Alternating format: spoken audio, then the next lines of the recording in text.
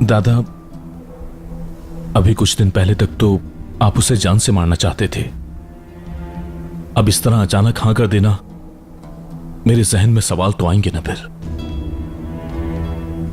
देखो आजाद, तुम्हारी हालत देख के मैं मजबूर हो गया ऐसे फैसले के लिए। क्या खुशी नहीं हुई तुम्हें? सुनो, शाहदोलो फैमिली के हर फर्द को इसी छत के नीचे रखना चाहता हूं मैं, इसके अलावा कुछ नहीं। इससे ज्यादा की उम्मीद मत रखना मुझसे। ठीक है,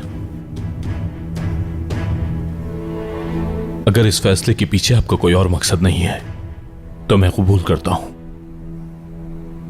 लेकिन मैं फिर एक बार बताना चाहता हूं, अगर इस फैसले के पीछे कोई और मकसद निकला